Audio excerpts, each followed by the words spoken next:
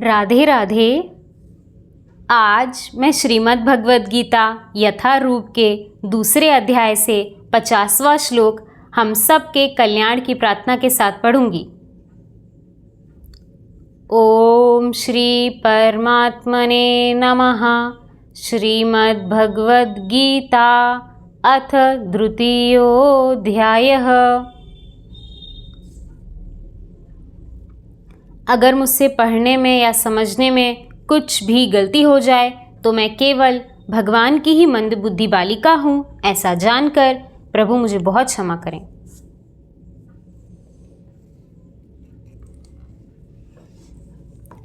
दूसरा अध्याय गीता का सार 50वां श्लोक।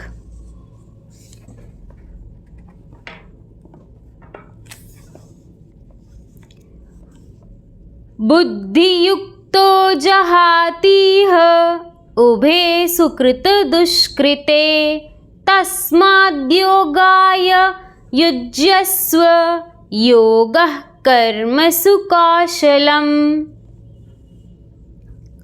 भक्ति में संलग्न मनुष्य इस जीवन में ही अच्छे तथा बुरे कार्यों से अपने को मुक्त कर लेता है। अतः योग के लिए प्रयत्न करो, क्योंकि सारा कार्य कौशल यही है। तात्पर्य: जीवात्मा अनादि काल से अपने अच्छे तथा बुरे कर्म के फलों को संचित करता रहा है। फलतः वह निरंतर अपने स्वरूप से अनभिज्ञ बना रहा है। इस अज्ञान को भगवद गीता के उपदेशों से दूर किया जा सकता है। यह हमें पूर्ण रूप में भगवान श्री कृष्ण की शरण में जाने तथा जन्म जन्मांतर कर्म फल की श्रृंखला का शिकार बनने से मुक्त होने का उपदेश देती है।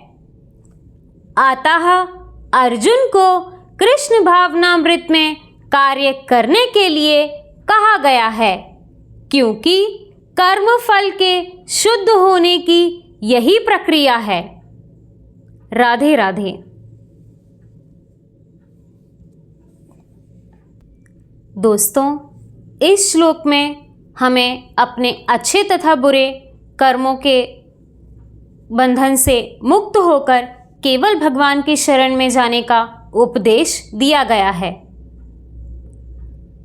हमारे गुरुजन कहते हैं कि जब तक हमारे अंदर कर्ता भाव होता है, यानी ये काम मैंने किया या मैं कर रहा हूँ, जब तक ये भाव हमारे अंदर होता है तो हमें भोक्ता भी बनना पड़ता है। भोक्ता यानी इन कर्मों के फलों को भोगने वाला। हमारे गुरुजन यही कहते हैं कि जो भी परिस्थितियाँ आपके जीवन में आती हैं, चाहे वो प्रतिकूल हों या अनुकूल हों, वो केवल और केवल आपके पूर्व कर्मों का ही परिणाम होती हैं। कई बार ऐसा देखने को मिला है कि संसारी व्यक्ति जो भी कर्म करता है, उसमें जो भी परिस्थिति बनती है, अगर वो उसके अनुकूल है तब तो उसका वो सारा श्रेय अपने ऊपर लेना चाहेगा, लेकिन जब उसे प्रतिकूल परिस्थितियां देखने को मिलती हैं तो वो कहता है कि शायद ईश्वर हमारे कर्मों की सज़ा हमें दे रहे हैं। परंतु भगवान का काम किसी भी व्यक्ति को उपहार देना या सज़ा देने का नहीं है। केवल और केवल हमारे अपने कर्म ही हैं जो हमें आगे के भवबंधनों में और आगे की विषम परिस्थितियों में फंसा देते हैं। वैसे तो मैं किसी भी सांसारिक घटना पर अपनी प्रतिक्रिया देने को निरर्थक समझती हूँ, परंतु एक ऐसी घटना ज़रूर है जिस पर मैं अपनी मत रखना चाहूँगी। पिछले साल जून के महीने में एक दुर्भाग्यपूर्ण विमान हादसा हुआ, जिसमें लगभग सभी यात्री मृत्यु को प्राप्त हो गए और उनमें से केवल एक यात्री बच सका। उन सभी यात्रियों का सारा सामान पूरी तरीके से जल चुका था, परंतु उन यात्रियों में से किसी एक यात्री के सामान में श्रीमद् भगवद गीता जी मिली।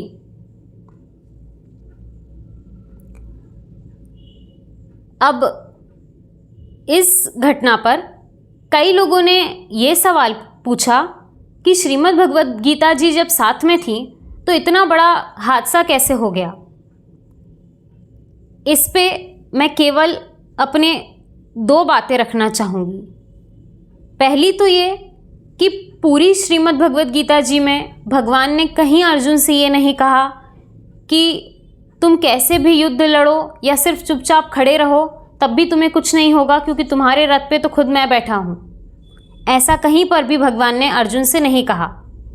भगवान ने अर्जुन से कहा कि तुम केवल युद्ध करो, केवल वो तुम्हारे हाथ में है और ये ज़रूरी नहीं है कि तुम जीतो, तुम हार भी सकते हो, परंतु तुम्हारे हाथ में केवल तुम्हारा कर्म करना है। ये संदेश दिया गया है पूरी श्रीमद् भगवद गीता जी में। और दूसरा जो सबसे बड़ा संदेश मुझे इस घटना में दिखाई देता है, जहाँ पर केवल श्रीमद् भगवद गीता जी सुरक्षित रहीं और बाकी सब कुछ जल के पूरी तरीके से खाक हो गया, उसमें मुझे ये संदेश दिखाई देता है कि यही श्रीमद् भगवद गीता जी का मूल उपदेश है।